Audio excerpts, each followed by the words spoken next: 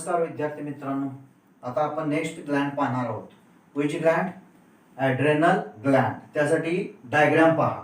Adrenal ग्लँडची diagram मध्ये काय म्हटलेलं आहे बघा. डायग्रामॅटिक रिप्रेझेंटेशन ऑफ, त्यामध्ये फर्स्ट स्मॉल ए ही असणारी डायग्राम कशाची आहे? Adrenal Gland above kidney. Adrenal Gland above kidney म्हणजेच त्यामध्ये काय आहे? तर ही फर्स्ट असणारी स्मॉल ए लेटरनं लिहिलेली diagram. Second small b, section showing two parts of adrenal glands. Adrenal gland मध्ये सेक्शन घेऊन दोन पार्ट दाखवलेले आहेत. त्यामध्ये ॲड्रेनल कॉर्टेक्स हा बाहेरचा आणि मधला आहे तो ॲड्रेनल मेडुला. म्हणजेच डायग्रामॅटिक रिप्रेझेंटेशन ऑफ कशाचं डायग्रामॅटिक रिप्रेझेंटेशन आहे? तर ए ॲड्रेनल ग्लँड अबोव्ह किडनी. ही पूर्णपणे किडनी आहे, त्या किडनीवर काय असते? ॲड्रेनल ग्लँड असते. Next section showing two parts of adrenal Gland.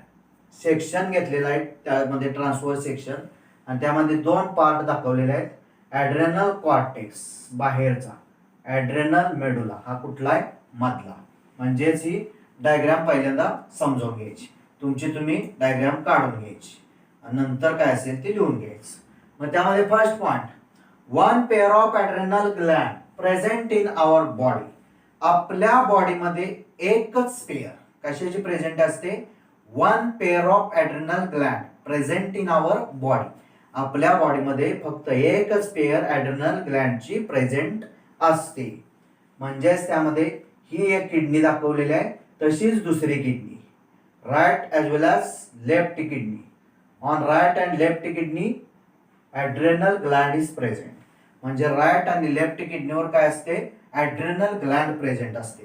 म्हणजेच दोन आहेत. मग दोन आहेत म्हणजेच one pair of adrenal gland present in our body. म्हणजेच एक पेअर ॲड्रेनल ग्लँडची कशामध्ये प्रेझेंट असते? तर आपल्या बॉडीमध्ये प्रेझेंट असते आणि ती ही किडनीवर असते. म्हणजेच फर्स्ट पॉइंट मध्ये काय? One pair of adrenal gland is present in our body. कुठं प्रेझेंट आहे? त्यामध्ये खाली परत सांगितलेलंच आहे, मीही सांगितलं आहे. मग second point, each adrenal Gland situated on anterior part of each kidney. म्हणजेच काय सांगितलेलं आहे?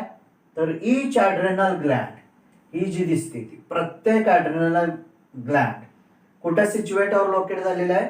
सिच्युएटेड और located on the kidney anterior part of kidney.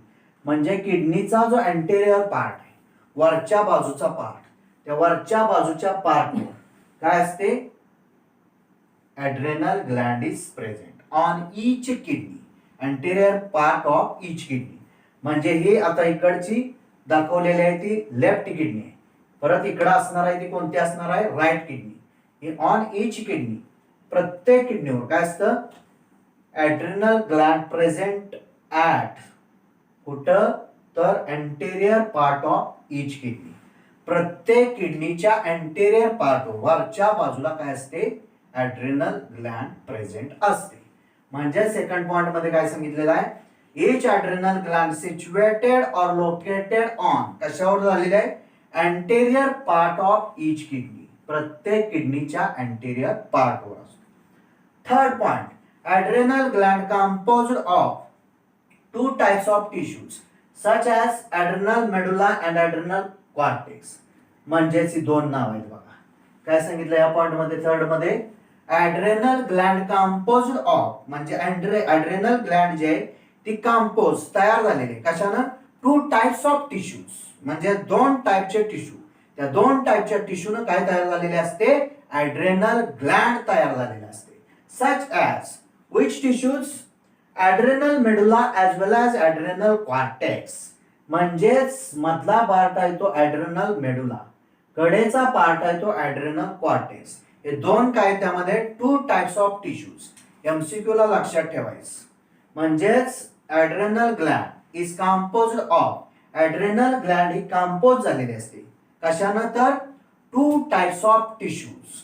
To types of tissues. Which tissues? तुम्हाला माहित आहे आता कोणते? Adrenal medulla and adrenal cortex. समजलं? म्हणजेच त्यामध्ये यामध्ये काय सांगितलेलं आहे? थर्ड पॉइंट मध्ये adrenal gland is composed of two types of tissues.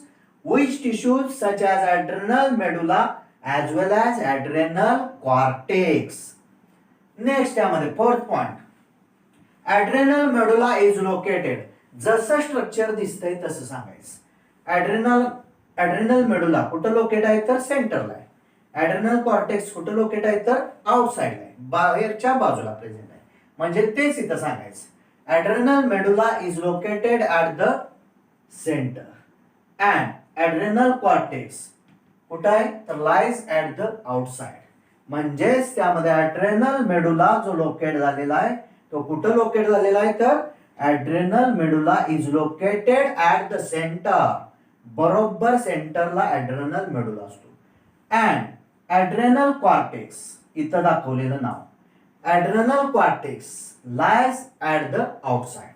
बरोबर बाहेरच्या बाजूला काय असतं adrenal cortex. these are two tissues. हे दोन त्यांच्यामधले काय आहेत टिश्यूज आणि त्यांना तयार काय झालेले असते किडनी.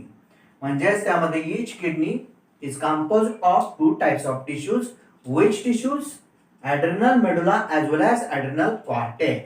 मग यामध्ये नेक्स्ट पॉइंट मध्ये काय सांगितलेलं आहे तर adrenal medulla is situated or located at the center and adrenal cortex lies at the outside. बरोबर बाहेरच्या बाजूला adrenal cortex असतो आणि बरोबर सेंटरला मध्यावर काय असतो adrenal medulla असतो.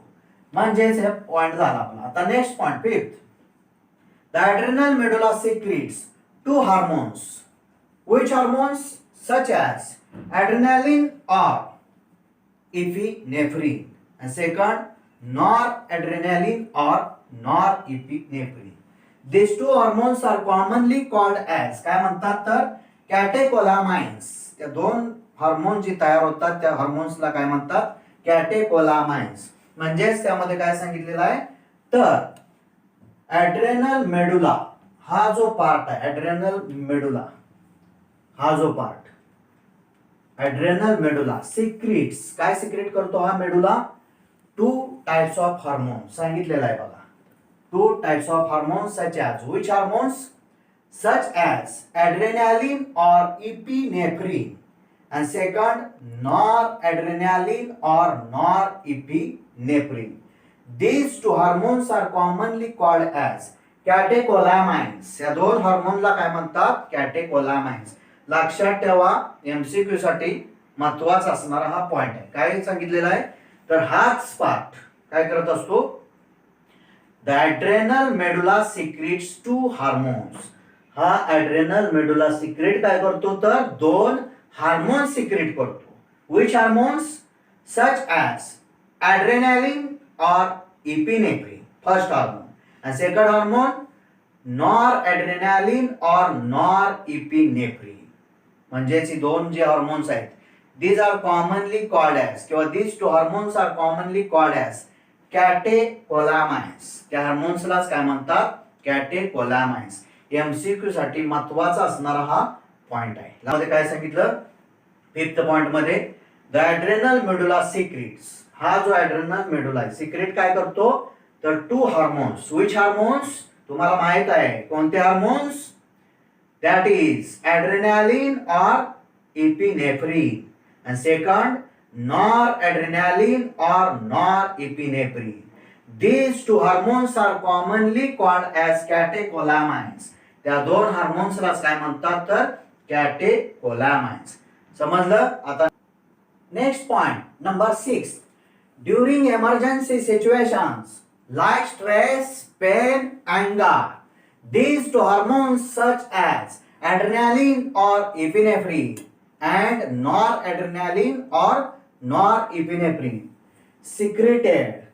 Hence it is also called as emergency hormones or fight, flight, fright hormones. हा आता पॉइंट समजावून घ्या. काय सांगितलेलं आहे during emergency situations. emergency situations म्हणजे ज्यावेळी घाय असते, अति घाय असते, इमर्जन्सी गडबडीत असे जर काय सिच्युएशन निर्माण झाले असेल गडबडीची सिच्युएशन तर कोणते त्यामध्ये असते लाईक स्ट्रेस ताण येणं आपल्या बॉडीवर ताण येणं. नंतर पेन, वेदना, एखादा वेदना निर्माण होत. नंतर अँगर, काय झाला असेल तर राग येणं, अँगर.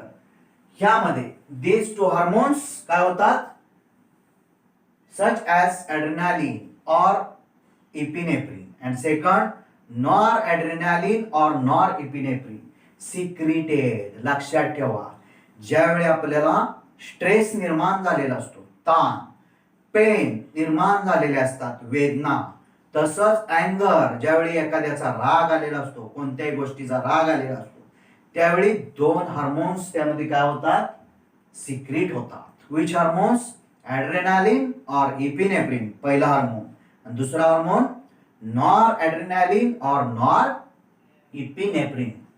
Hence it is also called as emergency hormones.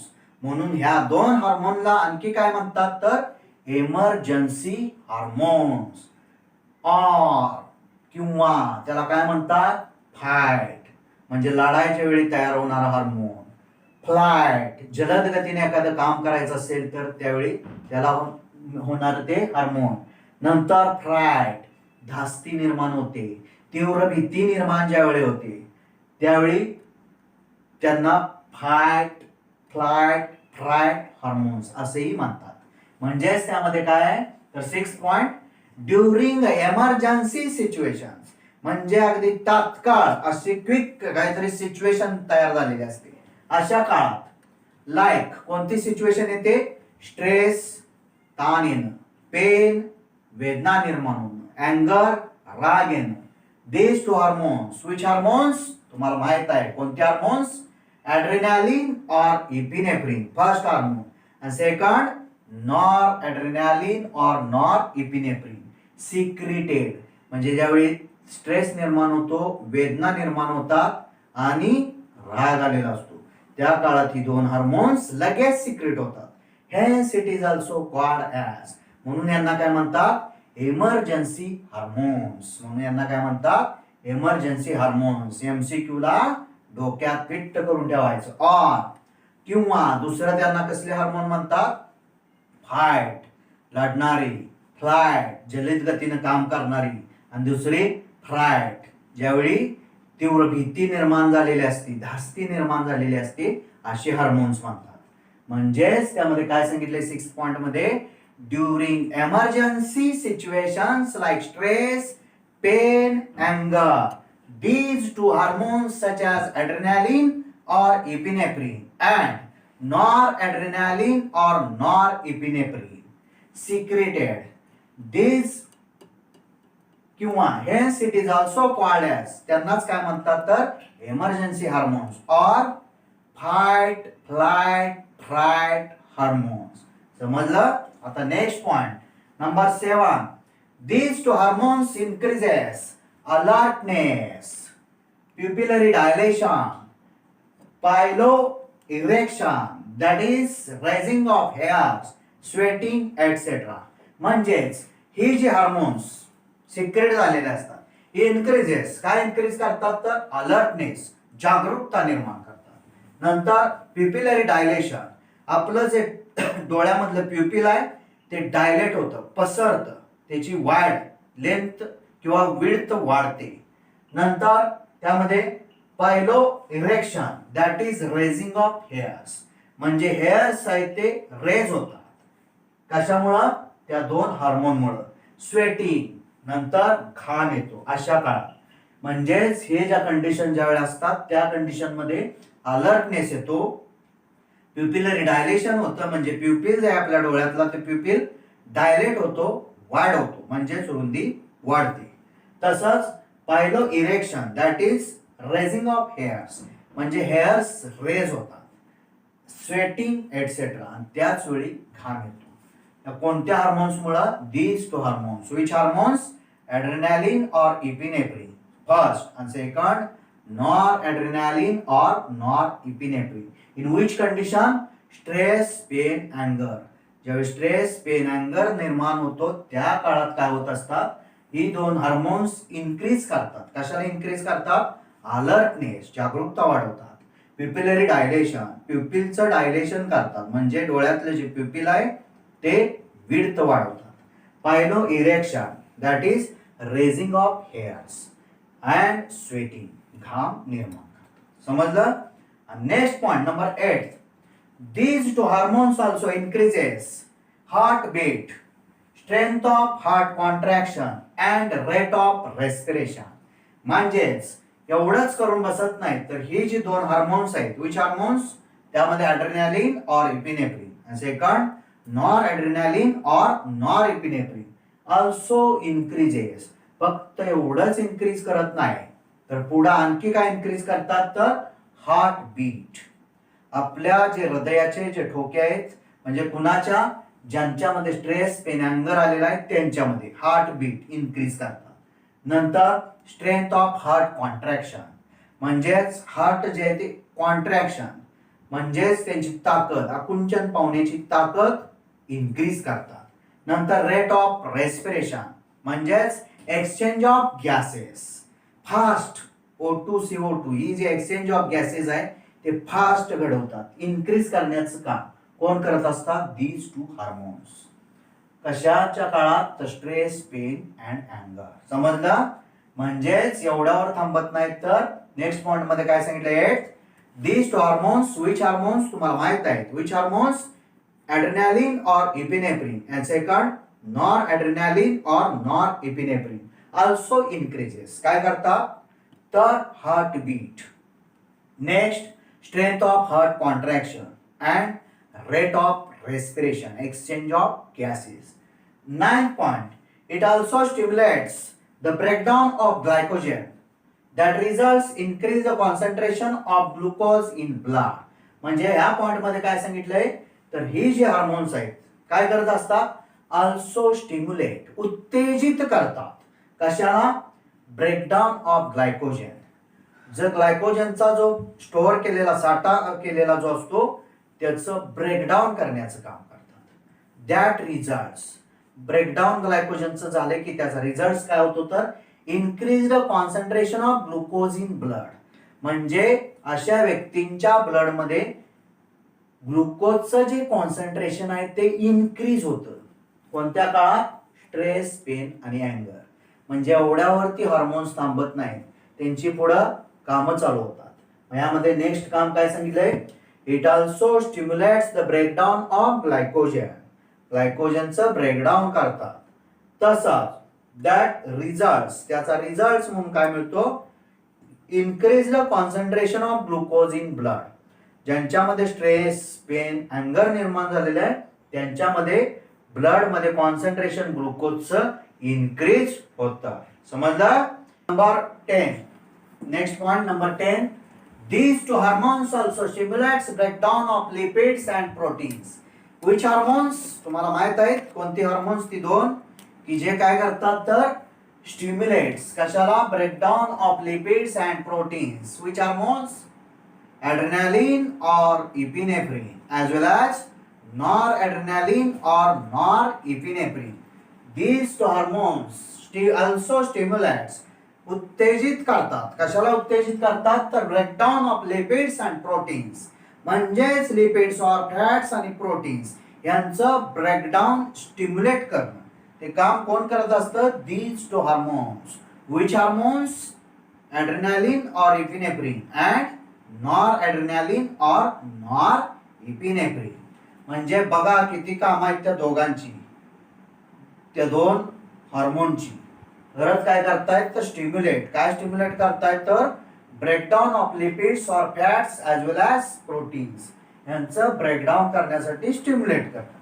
Next point, the adrenal cortex mainly divided into 3 layers such as.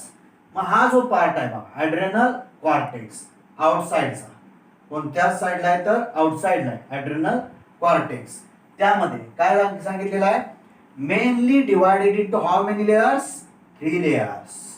Which layers? First, zona glomerulosa, second zona fasciculata and third zona reticularis. म्हणजेच त्यामध्ये काय सांगितलेलं आहे तर adrenal cortex mainly divided into 3 layers. Which layers? First layer is zona glomerulosa. It is outer most layer, म्हणजे यामध्येच परत 3 layer पडतात. कशामध्ये? ॲड्रेनल कॉर्टेक्स मध्ये. मग त्यामधला जो आउटर मोस्ट लेअर आहे, this layer is called zona glomerulosa.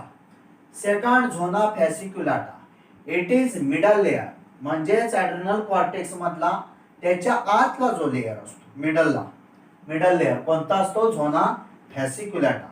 And third zona reticularis, it is inner most layer. आणि झोना रेटिक्युलॅरिस त्याच्या पूर्णपणे आतला असतो, ज्याला ॲड्रेनल मेडुलाला लागून असतो, त्याला काय म्हणायचं? झोना रेटिक्युलॅरिस. म्हणजेच त्यामध्ये काय सांगितलेलं आहे पॉइंट नंबर मध्ये यार 11, the adrenal cortex is mainly divided into how many layers? 3 layers. Which layers? Such as first zona glomerulosa, it is outermost layer. Second zona fasciculata, it is middle layer. And third zona reticularis, it is innermost layer. असे 3 layer तयार काय झालेलं असतं adrenal cortex. Next point number 12. Adrenal cortex secretes many hormones. These hormones are commonly called as corticoids. म्हणजेच त्यामध्ये हे जे adrenal cortex आहे, इथं दाखवलेलं ॲड्रेनल कॉर्टेक्स, हे काय करतं? Adrenal cortex secretes how many hormones? Many hormones. These hormones are also called as, many hormone secrete करतं, त्या हार्मोनला काय म्हणतात? कॉर्टिकॉइड्स. म्हणजेच त्यामध्ये काय सांगितलेलं आहे, तर ॲड्रेनल कॉर्टेक्स जो पार्ट आहे तो मेनी हार्मोन सिक्रेट करतो, म्हणून त्यांना काय म्हणतात? Commonly called as. ती जे हार्मोन सिक्रेट होतात त्या हार्मोन्सला काय म्हणतात? कॉर्टिकॉइड्स. म्हणजे या पॉइंट मध्ये काय सांगितलेलं आहे? Adrenal cortex secretes many hormones. These hormones are commonly called as corticoids. म्हणजे ॲड्रेनल कॉर्टेक्सनं जी हार्मोन मेनी सिक्रेट केलेले असतात त्या हार्मोन्सलाच काय म्हणतात? या नावावरून कॉर्टिकॉइड्स. कुणी केलेले सिक्रेट? ॲड्रेनल कॉर्टेक्सनं जे हार्मोन सिक्रेट केलेले असतात मेनी, त्या हार्मोन्सला कॉर्टिकॉइड्स असं म्हणतात. Next point number 13. These corticoid hormones involved in carbohydrate metabolism, so it is also called as glucocorticoids. म्हणजेच हे जे कॉर्टिकॉइड हार्मोन असतं यांच्यात सिक्रेट झालेले, ॲड्रेनल कॉर्टेक्स मधून सिक्रेट झालेले ते जी कॉर्टिकॉइड हार्मोन्स असतात इन्व्हॉल्व होतात कशामध्ये? तर कार्बोहायड्रेट मेटाबॉलिझम, म्हणजेच कर्बोदकांचं चयापचय करणं याच्यामध्ये इन्व्हॉल्व होतात, म्हणून यांना काय म्हणतात? Hence it is also called as glucocorticoids. समजलं? त्या नावावरूनच त्यांना काय म्हणतात? ग्लुकोकॉर्टिकॉइड्स. म्हणजे पॉइंट नंबर 13 मध्ये काय सांगितलेलं आहे? These corticoid hormones. These corticoid hormones means adrenal cortex secretes many hormones. These hormones are commonly called as corticoids. And these corticoid hormones काय करतात? इन्व्हॉल्ड इन, कशामध्ये इन्व्हॉल्व झालेले असतात? तर मेटाबॉलिझम, म्हणजे कर्बोदकांचं चयापचय करणं. Hence it is also called as glucocorticoids, म्हणून त्यांना काय म्हणतात? Glucocorticoids. Next number 14. Cortisol is main glucocorticoid present in our body. मग ग्लुकोकॉर्टिकॉइड त्यामधलं जे मेन असणारं हार्मोन कोणतं आहे? कॉर्टिसोल नावाचं. एमसीक्यू ला लक्षात ठेवा, cortisol is main glucocorticoid present in our body. आपल्या बॉडीमध्ये कोणत्या नावाचं? कॉर्टिसोल नावाचं जे हार्मोन आहे ते कसलं हार्मोन आहे? ग्लुकोकॉर्टिकॉइड हार्मोन आहे. का? तर हे काय करत असतं? Why it is called glucocorticoid? Because these hormones involved in carbohydrate metabolism, hence it is also called as glucocorticoids. ग्लुकोकॉर्टिकॉइड्स का म्हणायचं? तर आपण पाहिलेला या पॉइंट मध्ये की जी हार्मोन्स कशामध्ये इन्व्हॉल्व झालेले असतात? कार्बोहायड्रेट मेटाबॉलिझम मध्ये, म्हणजेच कर्बोदकांच्या चयापचय करण्याच्या मध्ये, म्हणून त्यांना काय म्हणतात? ग्लुकोकॉर्टिकॉइड्स. मेन कोणता आहे त्यामधलं?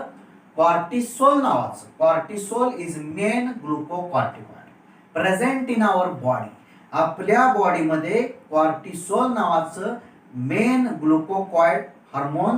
ग्लुकोकॉर्टिकॉइड हार्मोन प्रेझेंट असतं. म्हणजेच ते कसला हार्मोन तर main hormone present in our body. म्हणजे पॉइंट मध्ये काय सांगितलंय, cortisol is main glucocorticoid hormone present in our body. Next point number 15. In our body corticoids regulate the balance of water and electrolytes. Hence it is also called as mineralocorticoids. बघा एक एक नाव कसं पडत गेले. Mineralocorticoids का म्हणायचं तर in our body, आपल्या बॉडी मध्ये काय होतं, कॉर्टिकॉइड्स जे हार्मोन्स आहेत, corticoids regulate the balance of water and electrolyte. म्हणजे आपल्या प्रत्येकाच्या बॉडी मधला वॉटर आणि इलेक्ट्रोलाइटचा जो बॅलन्स असतो तो रेग्युलेट नियंत्रित ठेवण्याचं काम जी हार्मोन्स करतात, कोणती, कॉर्टिकॉइड्स करतात. म्हणून यांना काय म्हणतात, hence it is also called as mineralocorticoids. म्हणून त्यांना काय म्हणतात, मिनरलोकॉर्टिकॉइड्स. बघा नावं कशी पडत गेली. Glucocorticoids, why it is called glucocorticoids, because adrenal cortex secretes many hormones. These hormones involved in कशात इन्व्हॉल्व होतात तर carbohydrate metabolism. So it is also called as glucocorticoids. आणि मेन हार्मोन कोणता आहे ग्लुकोकॉर्टिकॉइड मध्ये, कॉर्टिसोल. हे काय तर main glucocorticoid hormone present in our body. तसंच in our body corticoids regulate, आपल्या बॉडी मधली जी कॉर्टिकॉइड्स हार्मोन्स आहेत ते रेग्युलेट काय करतात तर balance of water and electrolytes. Hence it is also called as mineralocorticoids. म्हणजे वॉटरचा आणि इलेक्ट्रोलाइटचा हे मिनरलचा बॅलन्स रेग्युलेट करतात, म्हणून त्यांना मिनरलोकॉर्टिकॉइड्स म्हणतात. समजलं. Next point number 16. In our body aldosterone is main mineralocorticoid. आपल्या बॉडीमध्ये अल्डोस्टेरॉन नावाचं हे मेन काय असतं तर मिनरलोकॉर्टिकॉइड असतं. जसं कॉर्टिसोल हे ग्लुकोकॉर्टिकॉइड मेन आहे आपल्या बॉडीमध्ये, तसंच आपल्या बॉडीमध्ये दुसरं कोणतं असतं, अल्डोस्टेरॉन नावाचं. अल्डोस्टेरॉन इज मेन काय, मिनरलोकॉर्टिकॉइड. लक्षात ठेवा, मेन ग्लुकोकॉर्टिकॉइड कोणता आहे, कॉर्टिसोल. मेन मिनरलोकॉर्टिकॉइड कोणता आहे तर अल्डोस्टेरॉन. म्हणजेच आपल्या बॉडी मधली जी जी हार्मोन्स आहेत आणि ती कशासाठी आहेत तर कशाची मेन आहे हे डोक्यात व्यवस्थित ठेवायचं. मग यामध्ये काय आहे number 16. In our body aldosterone is main mineralocorticoid. लक्षात ठेवायचं, असं तयारच करून ठेवायचं. कॉर्टिसोल ग्लुकोकॉर्टिकॉइड, नंतर अल्डोस्टेरॉन मिनरलोकॉर्टिकॉइड, असं बॅलन्स त्याची जोडी पेअर करून ठेवायची. ते मॅप तसा तयार करून मायक्रो नोट्स तयार करून ठेवायचे, जेणेकरून तेवढंच लक्षात ठेवायचं, बाकी काय म्हणायचं नाही. हे आपल्या बॉडीचं आहे एवढं लक्षात ठेवायचं. मग त्यामध्ये in our body aldosterone is main काय तर mineralocorticoid. Next point number 17. Glucocorticoid stimulates gluconeogenesis, lipolysis and proteolysis.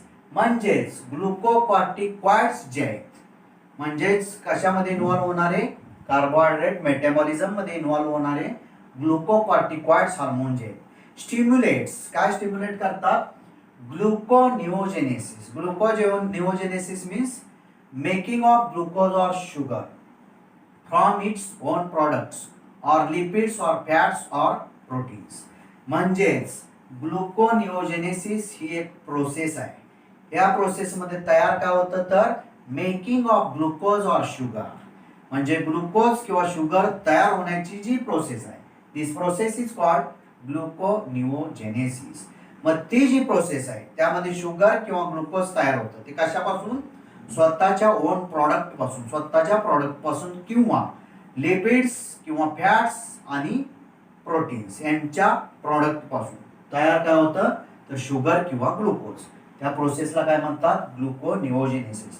म्हणजेच ग्लुकोनिओजेनेसिस यामध्ये काय सांगणार, it is the process and making of sugar or glucose from its own products or lipids or fats or proteins.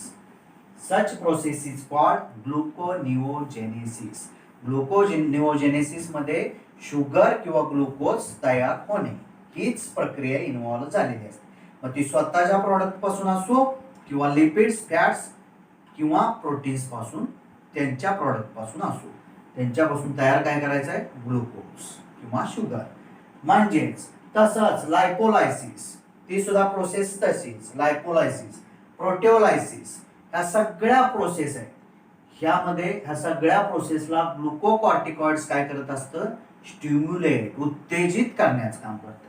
म्हणजे point number 17 मध्ये काय ग्लुकोकॉर्टिकॉइड्स स्टिम्युलेट्स कोणकोणत्या प्रोसेसला तर ग्लुकोनिओजेनेसिस लायपोलायसिस अँड प्रोटिओलायसिस. समजलं. आता next point number 18 glucocorticoids inhibit cellular uptake and utilization of amino acids.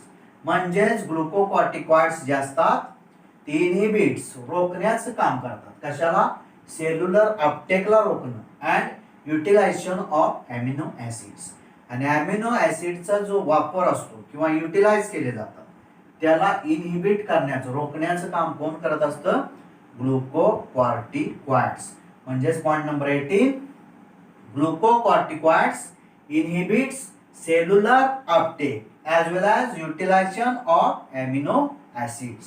And next number 19 cortisol is also involved in maintaining cardiovascular system and kidney functions. मग हे जे मगाशी सांगितलेलं कॉर्टिसोल आहे काय cortisol is main glucocorticoid present in our body.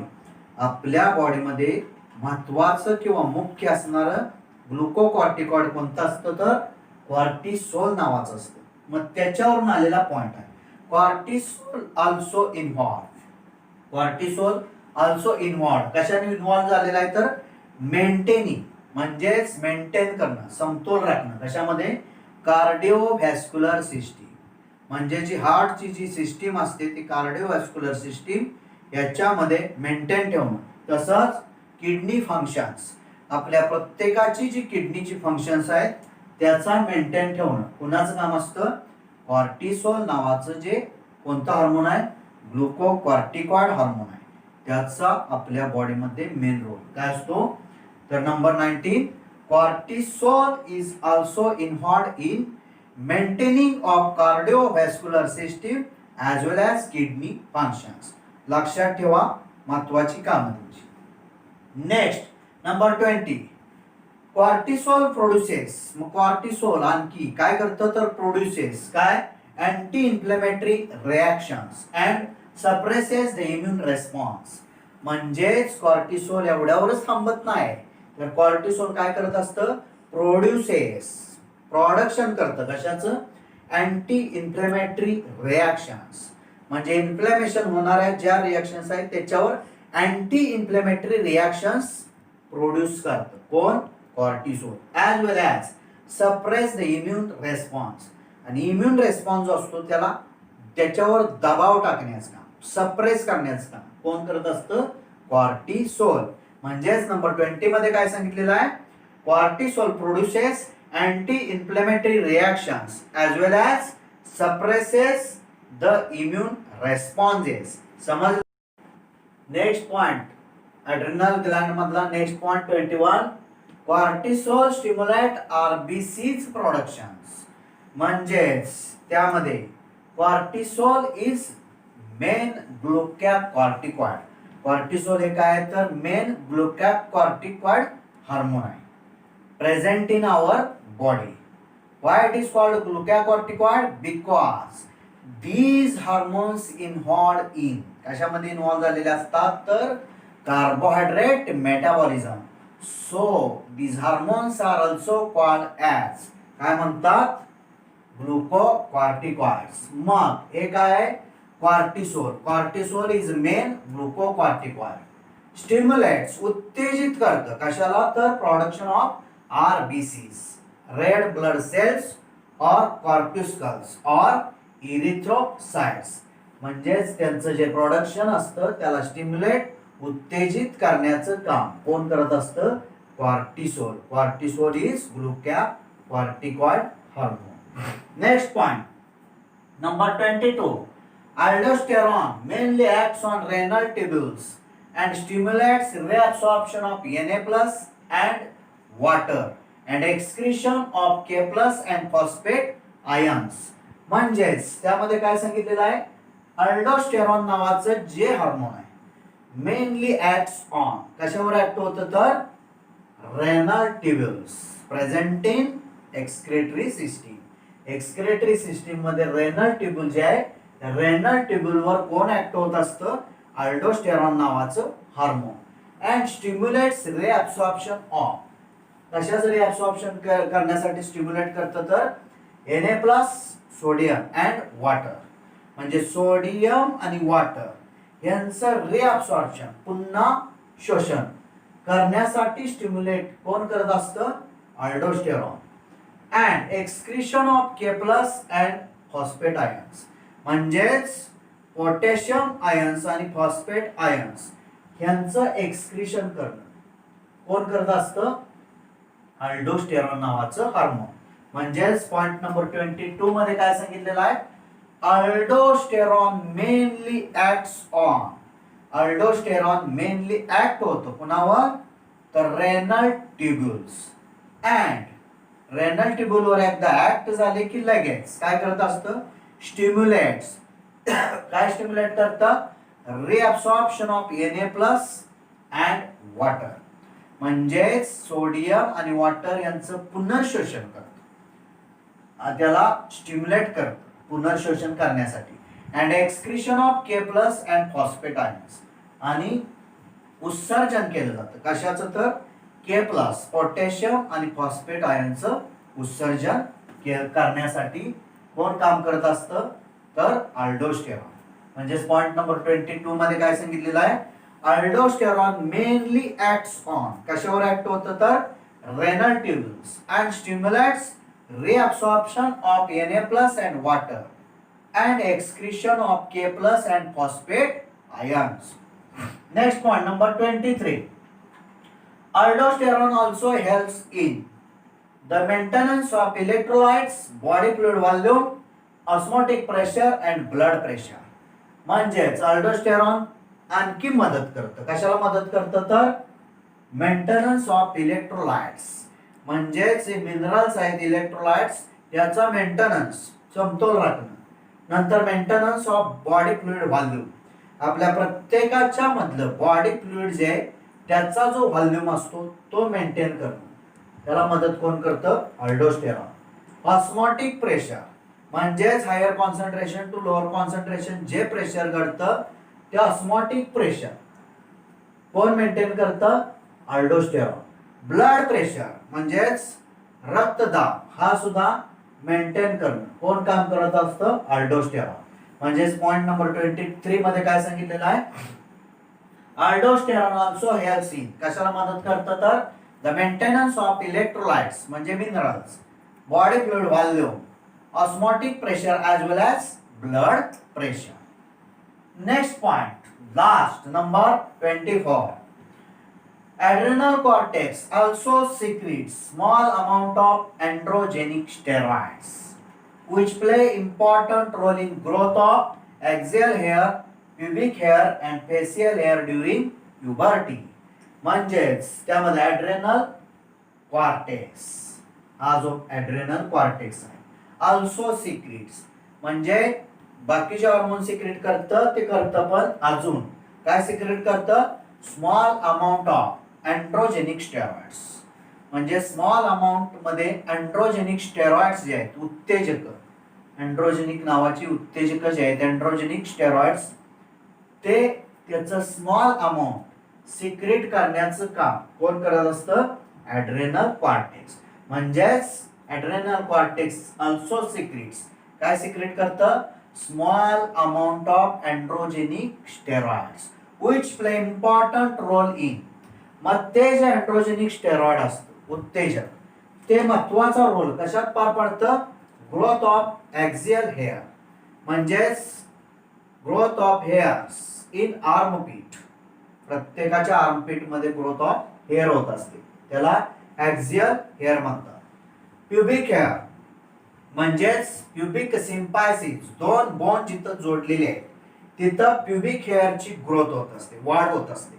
तसंच facial hair म्हणजे चेहऱ्यावर जे फेशियल हेअर आहेत ते ग्रोथ होणं इन मेल मध्ये ड्युरिंग प्युबर्टी, वयात येण्याचा जो काळ असतो, ज्यावेळी व्यक्ती वयात येते त्या काळात काय होत असतं, ऍक्झियल हेअर म्हणजेच growth of hairs in armpit, नंतर pubic hair growth of hairs in pubic region म्हणजेच त्यामध्ये कमरेच्या भागात, आणि फेशियल हेअर चेहऱ्यावर कुणामध्ये इन मेल ड्युरिंग प्युबर्टी म्हणजे वयात येण्याचा जो काळ असतो, आणि ज्यावेळी वयात येते व्यक्ती त्या काळात ही ऍक्झियल हेअर, प्युबिक हेअर आणि फेशियल हेअरची ग्रोथ होत असते. पण त्याला स्टिम्युलेट करण्याचं किंवा ते तयार करण्याचं, ग्रोथ करण्याचं काम कुणाचं असतं, अँड्रोजेनिक स्टेरॉइडचं असतं.